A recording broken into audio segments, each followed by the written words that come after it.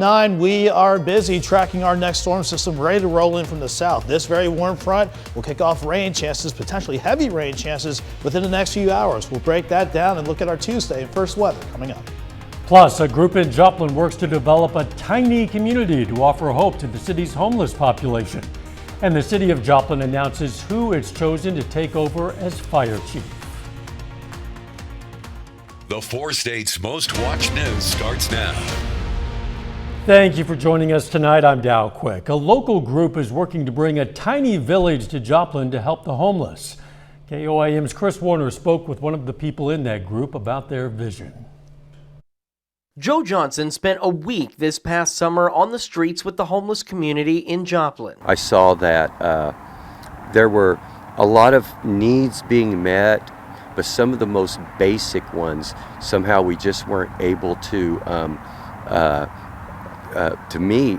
For instance, just housing. That's why he decided to join a group aimed at redeveloping an area around 710 Minnesota in Joplin, more commonly known as the former Botany Shop, into a tiny village and community center for the homeless. The land and properties deteriorated somewhat, but there's many of us that are walking around looking at this and seeing, a dream. And that dream is, creating a tiny village for some of our houseless community to help give them a place to land and then hopefully a place to launch from. They wanted to name their dream, so they picked Lincoln Heights in honor of the former Lincoln School, which was located across the street. The goal is to build a number of tiny homes directly across the street from the Botany Shop on the north side of the bridge to serve as the launch pad for those in need. They'll also convert the former Botany Shop property into a community center, offering showers, storage, and a lot more. We also intend to have social workers come in periodically to help people with things like getting their identification or different types of paperwork they need in order to be able to even go apply for a job. Right now, the plan is still a dream, a vision. But with the community's help, Johnson is hopeful it can soon become a reality. It would be amazing if we could offer people next fall, next winter, a place to land so they can get out of the elements and just start, moving forward in their lives. In Joplin, Chris Warner, KOAM News. On Wednesday, they're inviting the community out at 9 a.m. to help clean up the old Botany Shop site at 710 Minnesota. The city of Joplin today announced its new fire chief, Gerald Ezell. Ezell has 33 years of experience in fire service. He's currently serving as the fire chief of Mamel, Arkansas. Ezell was Joplin's battalion fire chief until 2010. He also served as the fire chief in Diamond, Missouri. Joplin's former chief, Jim Ferguson, retired in June. Mark Cannon is serving as interim chief. Ezell will take over on February 7th. Nick Kelly, some rain on the way. But we kept things pretty quiet for much of the day so far, Dow. And as far as temperatures go, it was another kind of interesting tale to tell. We had midnight highs around 69 degrees, but after we dropped back near 48 this morning, we did see temperatures this afternoon, despite all this cloud cover building back in, at least bounced back in the upper 50s, some of us close to 60 degrees. But we're already trying to see some radar returns popping up ahead of our approaching warm front. That is what's going to kick off our rain chances, but not until we get after the midnight hour. You can see as we go through the day planner, the rain chances will really ramp up as we go through the overnight. Some of these could also have some embedded thunderstorms, nothing strong, but heavy rain. Certainly can't rule that out as the morning drive gets underway, but you can see, first look at tomorrow, it's not an all-day affair, these rain chances will clear out during the afternoon. Still mild, though, with highs around 67. This is not the only system I'm tracking down. We'll break down the rest of the forecast here in a bit. See you then. A Columbus, Kansas man gets life in prison for 2 murders. A judge today sentenced 30-year-old Mark Hopkins II to life without the possibility of parole for 50 years. The victims were found dead in a rural area of Cherokee County in June of 2020. 27-year-old Blaze Swank of rural Scammon and 20-year-old Gillen Shook of Pittsburgh have both been shot. Last month, Hopkins pled guilty to 2 counts of first-degree premeditated murder in that case. Authorities in McDonald County, Missouri arrested a man accused of pointing a gun at people on Christmas Eve. Sheriff's office says Spencer Daniels of Pineville pointed the gun at 2 people inside a vehicle behind Boone Slick Lodge on Highway 71. Authorities say Daniels then went into the lodge, pointed the gun at more people, threw the gun in a trash can and ran to a McDonald's, where he was arrested after a short chase. Daniels is charged with 3 counts of first-degree assault and 3 counts of armed criminal action, among other charges. Authorities in Missouri issue an arrest warrant for a doctor at a private Christian boarding school. Police say 57-year-old David Smock sexually abused students at Agape boarding school in Cedar County while he was a doctor there. Smock is charged with second-degree statutory sodomy, third-degree child molestation, and enticement or attempted enticement of a child. In September, the Cedar County prosecutor charged 5 other employees of that school with child sex crimes. President Biden today held a discussion about the coronavirus pandemic with several governors. The president spoke candidly about some of the challenges his administration has faced when it comes to testing. Reporter Rich Edson has reaction from the White House. Governors, can you hear me okay? In a virtual meeting with governors, President Biden highlighted his administration's plan to buy hundreds of millions of at-home COVID tests. We went from no over-the-counter tests in January to 46 million in October, 100 million in November, and almost 200 million in December. But it's not enough. It's clearly not enough. The president says his administration is ready to help states in need. Emergency response teams are already in a handful of states, providing more hospital beds. We're prepared and we know what it takes to save lives. State and city leaders have grappled recently with how best to control the spread of the Omicron variant. In New York City, a vaccine mandate is in effect, requiring private sector workers to get the shot. In Florida, Governor Ron DeSantis has rejected mandates and instead says he supports treatments like monoclonal antibody therapies. A lot of people didn't even know this was even something that was available, and so we were able to keep tens of thousands of people out of the hospital and no doubt save thousands of lives. Health experts say early treatment is another critical tool to help those with COVID. And now we have the 2 new drugs by Merck and Pfizer, each cut COVID deaths to 0. The president didn't even mention it in his speech today. The president is also pushing unvaccinated Americans to get their shots and stay out of the hospital. At the White House, Rich Edson, Fox News. The CDC today shortened the recommended time that people should isolate when they've tested positive for COVID-19 from 10 days to 5 days if they don't have symptoms and if they wear a mask around others for at least 5 more days. The state of Missouri is now offering a new option to test yourself for COVID-19 at home. You can now order a self-collection kit and ship it to a lab via FedEx. You order the kit on the state health department's website. The kit, which is free, should arrive in 2 days and is good for 6 months. Once you collect the sample, you have 24 hours to ship it in a prepaid envelope included with the kit. The lab will then send you your results in an email. KOAM News at 9 on Fox 14 takes this time to honor another 4-state hero. Jesse Correll served in the U.S. Army from 1950 to 1953. He was stationed in Alaska, his hometown, Chautauqua, Kansas. And we're proud to salute Jesse Correll, tonight's 4-state hero. Nick is next with a complete look at the forecast, and later, a local fighter prepares to fight in front of UFC President Dana White. We'll have details in sports.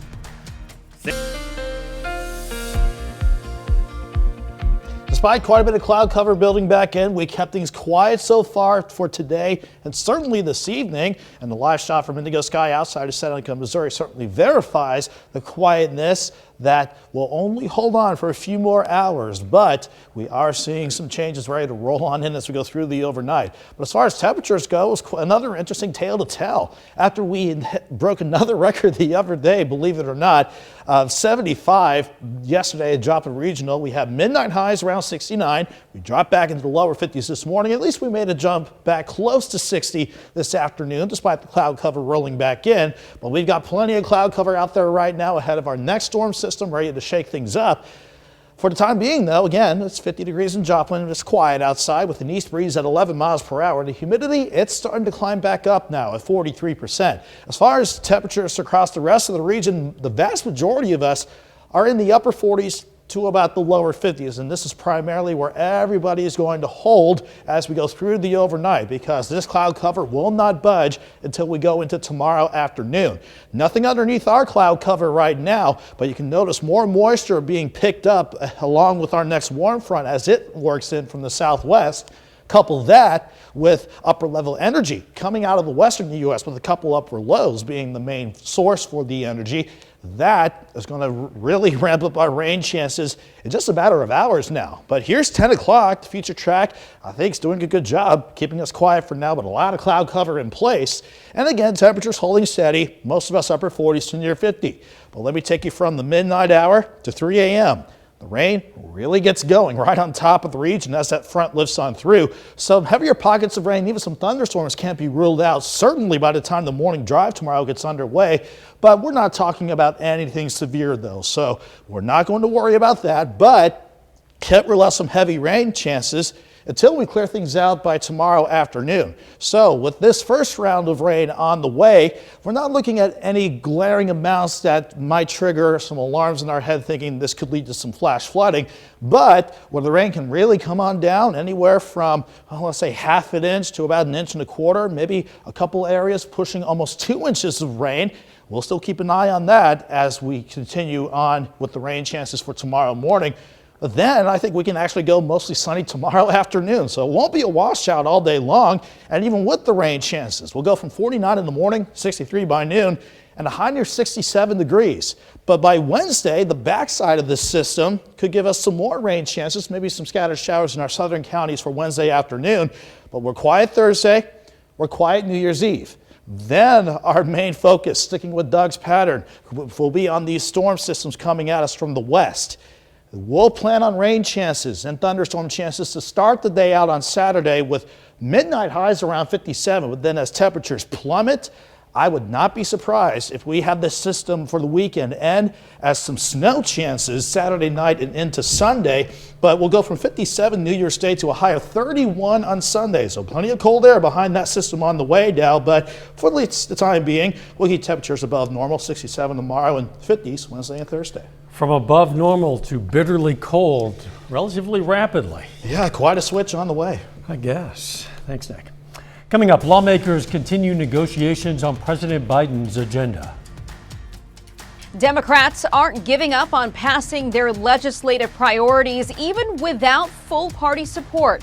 I'm Aisha Hasni in Washington with more on what workarounds are being proposed coming up. Democrats are working to keep the president's Build Back Better bill alive after Democratic Senator Joe Manchin announced before Christmas he remains opposed. Now some progressives are suggesting a workaround. Reporter Aisha Hasni is in Washington with the latest on where the bill stands. President Biden didn't get his Build Back Better agenda passed for Christmas, but Democrats aren't giving up on giving a belated gift to the White House, even if the nearly $2 trillion price tag needs to drop lower. We got to find that sweet spot. While President Biden has remained optimistic that he can still reach a deal with Democratic holdout Joe Manchin, progressives are plotting a path forward without him. On Sunday, House Progressive Caucus Chair Pramila Jayapal again called on the president to take executive action to, quote, make clear to those who hinder Build Back Better that the White House and Democrats will deliver. Yet Republicans say it's time to move on. I mean, there are real issues that we need to be dealing with rather than catering to the progressives on the left of the Democrat Party. But it's not just progressives looking for a workaround to pass Democratic priorities with fewer votes. Majority Leader Chuck Schumer told colleagues he's not only planning a vote on Build Back Better next year, but also an exception to the filibuster rule in order to pass voting rights legislation with just 50 votes. We will do and look at whatever is necessary to push for Congress to take this issue on. And we have to. We have to. And when it comes to voting rights legislation, President Biden says he supports an exception to the filibuster. In Washington, Aisha Hasni, Fox News. Still ahead, airline issues as people try to get back home. Travel woes continue as COVID-related staff shortages affect thousands of flights. I'm David Lee Miller in New York. The details coming up. Consumers went on a spending spree this holiday season. According to MasterCard Spending Pulse, sales were up 8.5% from last year and 10.7% from pre-pandemic 2019. That's the fastest pace in 17 years, even as shoppers faced higher prices, product shortages, and the Omicron variant of COVID-19. Purchases of clothing and jewelry fueled the splurge. Travel issues plagued millions of Americans over the busy holiday weekend following staff shortages at a number of major airlines. David Lee Miller reports from New York City. Rising COVID-19 cases nationwide created frustrations for many folks trying to return home after the Christmas holiday. More than 6,000 flights canceled over the weekend as staffing shortages attributed to the Omicron variant gripped the travel industry. Flight disruptions expected to last several days as airlines scramble to rebook flights for those affected. We're supposed to have been at home. It made me feel really bad because we got our kids and we're trying to make it home. Some groundings were also caused by bad weather in parts of the West and the Rockies. It was definitely bumpy. A lot of people were losing their stomachs. A lot of people were grabbing their bags to, do their business in. Part of it is they can't get crews in from other places. COVID-19 also impacting international flights, with close to 2,000 flights worldwide canceled over the weekend. A number of airlines, including JetBlue, said sick calls from Omicron led to the spike in cancellations and delays. Despite the rise in COVID-19 cases nationwide, some say they feel comfortable traveling. My family is vaccinated and everything, and so we're good. Meanwhile, U.S. airline executives have asked the CDC to loosen quarantine guidelines for fully vaccinated airline employees to 5 days from the current 10. The airlines hoping to alleviate staffing shortages, which are expected to worsen as Omicron cases spike in the coming weeks. President Biden has said he does not believe a vaccine mandate is necessary at this time for domestic air travel. In New York, David Lee Miller, Fox News. Coming up, why invest in gold when you could have a gold mine in your closet? Going to learn what a new study shows about discontinued Lego sets. Well, if you're thinking about investing, those discontinued Lego sets might be the way to go. Researchers at a Russian university looked at the rates of return when it came to collecting toys. They found high-value collectibles proved to be a better investment than gold, art, or financial securities. They noted retired Lego sets that sold on secondary markets saw prices grow by 11% annually. That's faster than the rates for gold, stocks, and bonds. According to researchers, those who invest in Legos long-term can yield positive returns 2 to 3 years after those sets are retired. 30 more minutes of news, weather, and sports coming your way. A talented dog puts on a show in Joplin while teaching kids valuable lessons. Plus, a judge in Colorado schedules a resentencing hearing for a truck driver sentenced to 110 years in prison. Kids at the Joplin YMCA got a real treat today. Disky the Wonder Dog. Disky and her handler, Russ Rosenkrantz, have been touring the area performing frisbee tricks and wowing crowds for years. They even auditioned for America's Got Talent. Today, Disky performed at the Joplin Y and taught kids her 7 habits of highly effective kids. And I want them to take to the fact that, again, anything's possible. Set your goals and, sharpen your skills and you'll be able to make things happen. And we just hope to change lives literally one smile at a time today. Russ and Disky hope to one day perform at Arrowhead Stadium in Kansas City. Good dog, very good dog. The Missouri Department of Health and Senior Services extends a temporary increase of WIC benefits through March. WIC, or the Special Supplemental Nutrition Program for Women, Infants, and Children, allows up to 60,000 women and young children to receive healthy fruits and vegetables each month. Officials say the increase is the same amount as November and December, $24 per month for children, $43 per month for pregnant and postpartum women, $47 per month for breastfeeding women. A Colorado judge scheduled a resentencing hearing for a truck driver sentenced to more than 100 years in prison. Millions of people signed a petition calling on that sentence to be reduced. Reporter Anna Eliopoulos has more.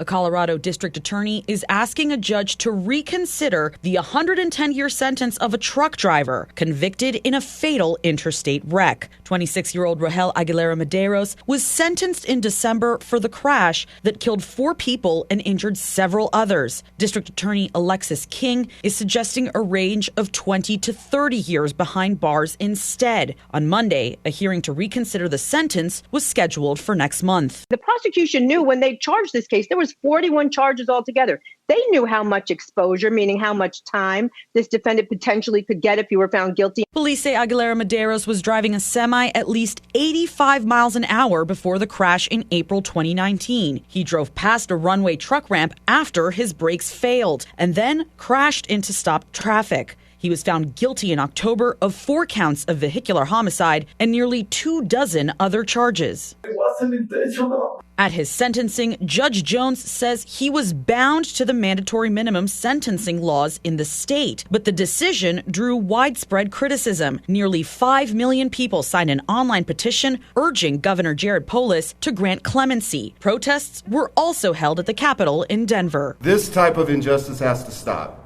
It has to stop at every level. Starts with the legislation. Governor Polis' office says it's reviewing the clemency request. Anna Eliopoulos, Fox News. A bit later, how some online retailers are gearing up for post-holiday gift returns and looking to make them more sustainable.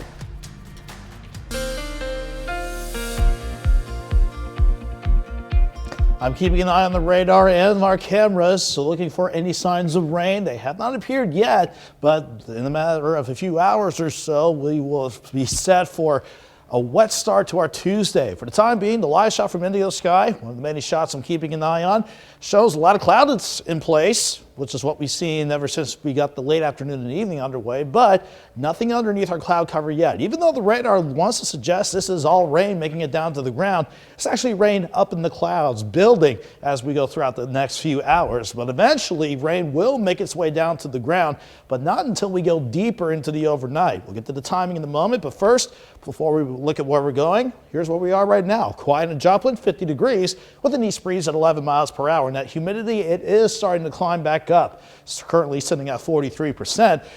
Most of us are mainly in the upper 40s to about 50 degrees. This is where we're going to hang out for the rest of the night as that cloud cover remains in place. And even as the rain chances are gradually building, you can see more of that rain actually getting going across central and northwestern parts of Oklahoma. That's moisture being pulled in from the Gulf along a warm front. That's what's coming our way. That's what's going to ramp up our rain chances. I say one of the things, rather, that'll ramp up our rain chances.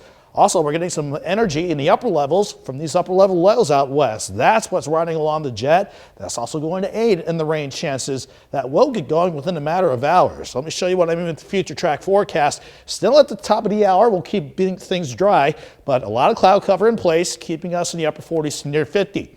Here's the midnight hour. Nothing really popping up, but going into the overnight, the rain really takes off on top of the region.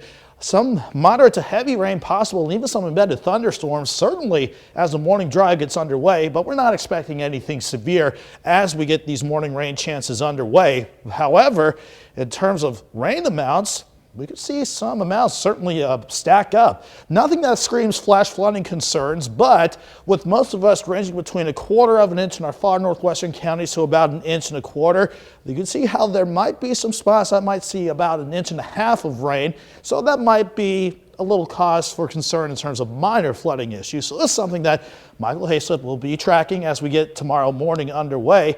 But thankfully, you can see it by noon tomorrow, all the rain chances are gone. In fact, we'll even go almost mostly sunny by the time we head into tomorrow afternoon. So once we get past the rain chances in lows near 49, we go to 63 by noon and highs near 67. Then the backside of the system overall sneaks in from the west. That could bring in some rain chances, scattered showers primarily for Wednesday morning, and then we're going to be dry for Wednesday as this wave clears out. Let's look at Thursday and Friday. Quickly zooming through that because we'll be dry to wrap up 2021. But New Year's Day, here's the next big system in Doug's pattern. Depending on how this wants to track, we could definitely see the start of thunderstorms on Saturday. And depending on how fast the colder air slams in, That system could end as snow, certainly by Sunday morning. But as far as the temperatures go, 67 tomorrow, 50s Wednesday and Thursday, back to 63 on New Year's Eve, 57 and dropping throughout New Year's Day down. Then we'll drop to 18 Sunday morning and a high of 31. People are going to have to be careful, make sure those pipes aren't going to freeze. That's really cold. Yeah, and definitely be ready to bundle up. We'll need to, considering how mild it's been lately. For sure. Thanks, Nick. Boy, an unusual snowfall blanketed the West Coast over the weekend. The conditions closed highways, caused power outages across that region. Reporter Jeff Paul has more. It was a rare white Christmas for part of the western U.S. this holiday weekend. The conditions prompting winter storm warnings from Seattle all the way to San Diego.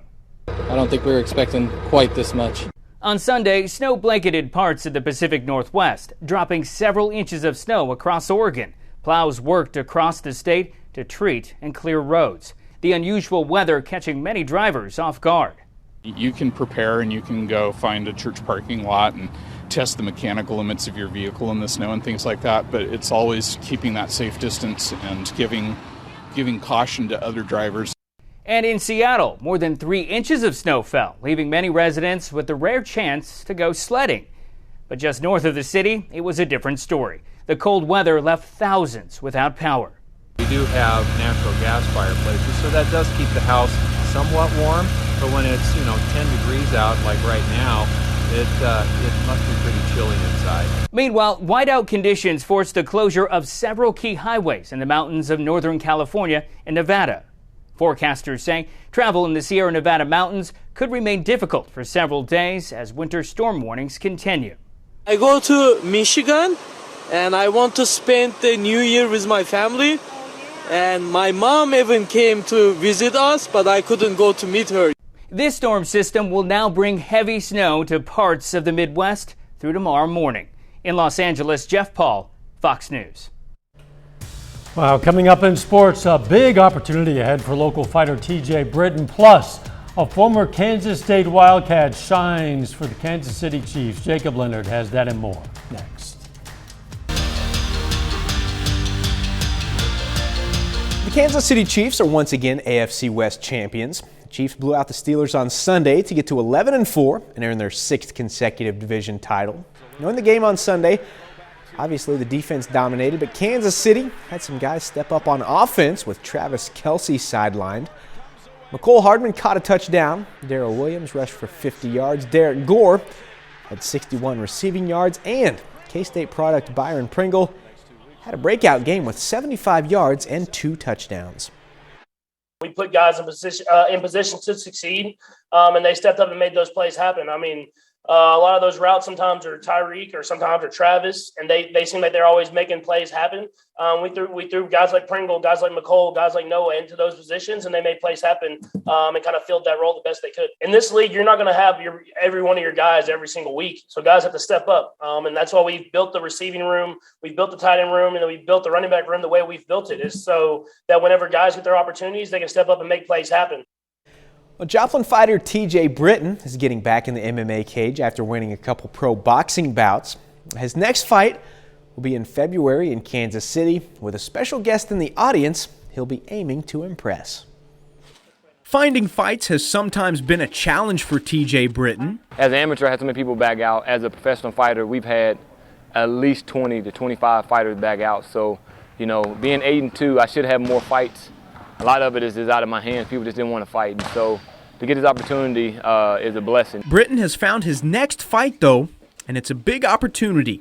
He'll be fighting at FAC 12 in Kansas City in February in front of UFC President Dana White as part of White's TV show, Dana White Looking for a Fight. If you're a cage fighter, it's probably on your dream list to do, and so I've been able to fight in front of him on his television show, and him to personally want to watch you is pretty big accomplishment, so I'm ready to go in and have some fun, show them what I can do. I'm not just doing this for me, I'm doing it for my family, I'm doing it for my gym, I'm doing it for the people who sacrifice with me, and they've been there with me through the thick and thin, that seeing the accomplishments and the ups and downs. Britton will fight Isaac Dolgarian, who was 4-0 in the co-main event. He is a stud. I mean, he'll be the best fighter I ever fought, by far. He's a crazy athlete, very engaged young man.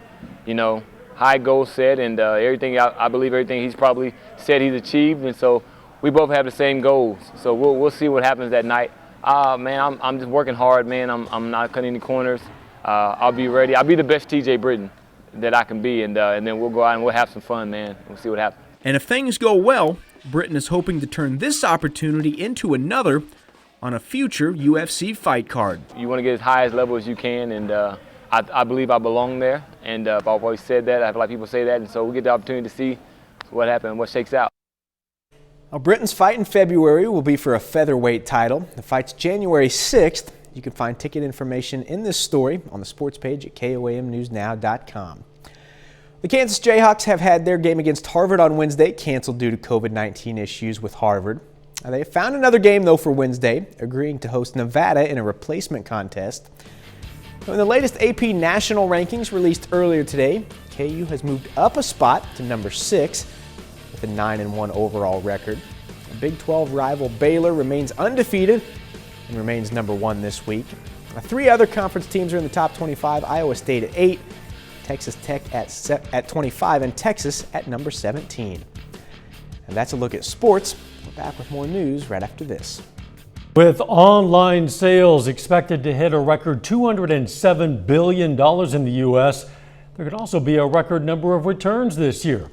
Every year, a big chunk of those returns end up in landfills, enough to fill 23 million refrigerators or 6,400 747s. Reporter Janet Chamlian has an inside look at e-tailers that are trying to make returns more sustainable. Online purchases have never been a bigger part of the holiday, likely to top 25% of sales. But here's the more startling number. The e-commerce return rate is 25%. 1 of every 4 items purchased online is sent back, compared to about 8% for a physical store. And this is what that can look like. Mountains of cardboard and plastic packaging with valuable merchandise inside. You'll see all their returns come back. They pile up, they sit, and it often quarterly or twice a year they might liquidate them for pennies on the dollar or even potentially destroy them. Tobin Moore is the CEO of Optoro, which helps companies solve the problem of a tsunami of returns. This massive warehouse outside Nashville is one of 3 dozen Optoro uses across the country, processing merchandise for sellers like American Eagle, Target, Bed Bath & Beyond, and others. Workers use Optoro's software to check in the merchandise, ensuring a refund, then relisting the product for a new sale. We're just here to just grade it and make sure that it has a UPC and it has the correct description. These items will never go back to the retailer's warehouse.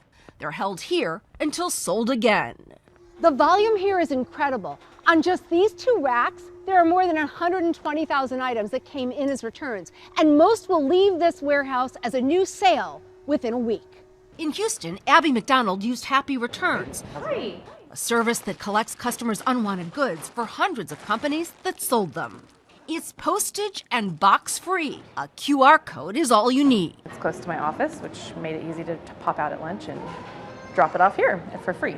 Paper Source locations like this are among 3,800 collection points nationwide, an average of 20 returns from multiple sellers shipped in a single box, reducing waste and expediting turnaround time. And it increases foot traffic for the store collecting the goods. The clothing store Everlane takes more than 70% of its unwanted items back through Happy Returns. The speed and the efficiency with which we can get the product back on the shelf and available for another customer is really integral to our overall business model. It obviously impacts our sales and our revenue. And the environment. Almost 6 billion tons of returned items will end up in landfills after the holiday season. Our technology connects every returned item, no matter the condition, to its next best home as efficiently as possible. Minimizing shipments and getting that product back into stock quickly. A win for buyer, seller, and the planet.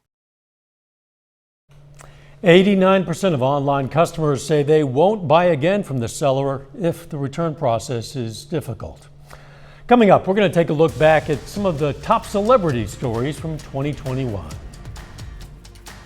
From stage to screen to music and outer space, celebrities made a lot of headlines throughout 2021. Here's a look at this past year in entertainment with Fox's Ashley Dvorkin. The box office was back. Vaccines and COVID-19 protocols allowed movie theaters to reopen nationwide. How do you tell someone that you're Spider-Man? Swinging in at the end of the year, Spider-Man No Way Home broke records, earning $260 million in ticket sales its debut, marking a pandemic-era best and the second biggest opening weekend ever. Prior to that, when audiences first returned to theaters in 2021, A Quiet Place Part 2 delivered the first ticket sales comparable to pre-pandemic numbers. Other blockbusters which banked big included Shang-Chi and the Legend of the Ten Rings, Venom: Let There Be Carnage, fellow action-packed flicks Black Widow and F9: The Fast Saga, and Daniel Craig's final outing as James Bond in No Time to Die. Audiences attended award shows. In February, frontline and essential workers joined the Golden Globes. Winners included Nomadland, and the late Chadwick Boseman awarded Best Actor in a Drama for Ma Rainey's Black Bottom. And in TV, Schitt's Creek and Netflix's royal drama The Crown. The Globes went on despite controversy over the lack of diversity in its voting party, the Hollywood Foreign Press Association. NBC backed out of airing the ceremony next year. The 63rd Grammy Awards brought live performances and Beyoncé a 28th trophy, making her the most awarded female artist in Grammy history. When nominations for the 64th Grammy Awards were announced, her husband Jay-Z became the most Grammy-nominated artist ever. The Academy Awards were held late in April, with social distance nominees in person and the return of a red carpet. Nomadland took Best Picture Gold. Chloe Zhao became the first woman of color and second woman ever to win Best Director. Tragedy struck in the industry. Cinematographer Helena Hutchins was killed on the set of the movie Rust when Alec Baldwin discharged a firearm with a live round. An investigation is ongoing and lawsuits pending. 10 people were killed and hundreds injured during a crowd surge at the Astroworld Music Festival when rapper Travis Scott was performing. Dozens of lawsuits have been filed. Captain Kirk boldly went out of this world. William Shatner, at the age of 90, became the oldest person to go to space with a spot on Blue Origin.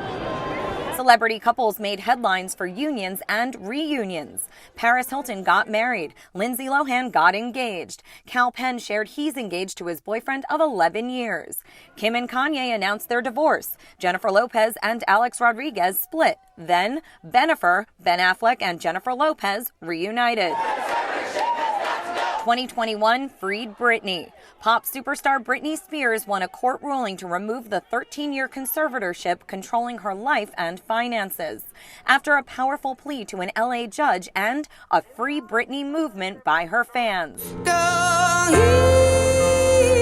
And Adele released her first album in nearly 6 years, 30, complete with a star-filled celebration and Oprah interview.